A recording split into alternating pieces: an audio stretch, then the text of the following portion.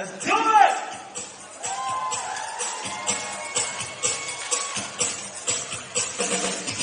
It's a Sunday morning. It's time on Calvary.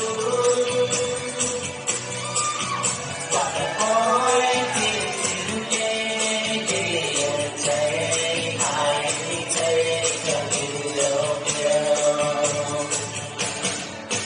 Biển nhau trên giấy chia bao chia lo đi cho đây.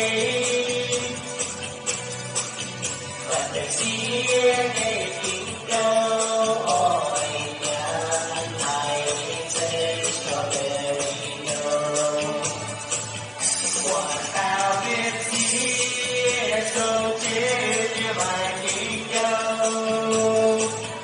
Tình câu rất xí xin nhé nhất là xí câu.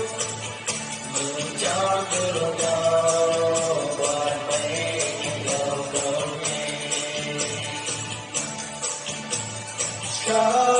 Strawberry girl.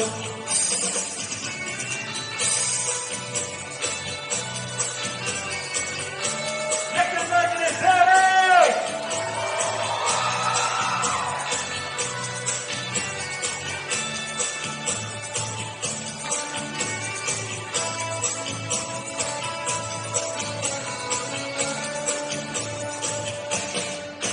It's a Sunday morning, tears in time on Calvary.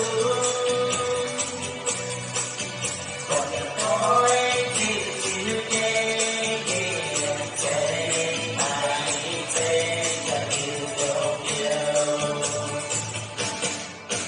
Biển nhau trên giấy chia bao chia lo đi cho đây. But they see it, they go all nhàn hãy take strawberry girl. Quả tao biết chia dấu chết như bài tình câu. Tình câu rất xí xin nhé như nhà xí câu. Mừng cho girl go what way you go nhé.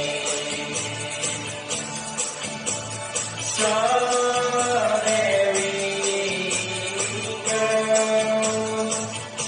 Nhà mai là cười người nhé nhiều không đâu. Strawberry